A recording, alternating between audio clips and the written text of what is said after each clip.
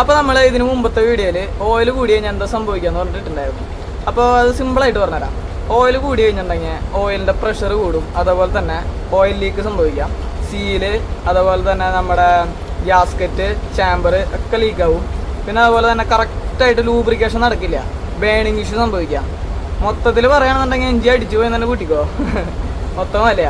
അപ്പോൾ അതൊക്കെ ശ്രദ്ധിക്കുക. ചില കസ്റ്റമേഴ്സ് ടെക്നീഷ്യന്മാരൊക്കെ ചിലപ്പോൾ അങ്ങനെ ഒഴിച്ച് പോവാം, അത് അപ്പോൾ ക്ലിയർ ചെയ്യുക. അല്ലാന്നുണ്ടെങ്കിൽ ഇതുപോലത്തെ ഇഷ്യൂ സംഭവിക്കാം.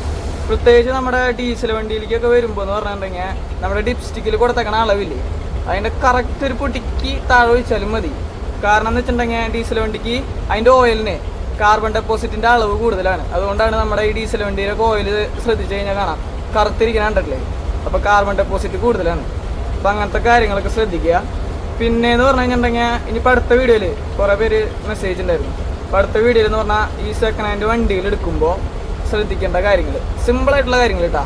അതായത് ഒന്നും അറിയാത്തവർക്ക് വരെ പോയി കഴിഞ്ഞാൽ ചെക്ക് ചെയ്ത് വലിയ കുഴപ്പമില്ലാണ്ട് എടുത്തിട്ട് വരാം. ആ രീതിക്കുള്ള കാര്യങ്ങൾ നമുക്ക് മൊത്തത്തിൽ നോക്കുകയാണെന്നുണ്ടെങ്കിൽ എന്തായാലും ഒരു ടെക്നീഷ്യനോ അല്ലെങ്കിൽ നന്നായിട്ട് അറിയുന്ന ആൾ പോകേണ്ടി വരും.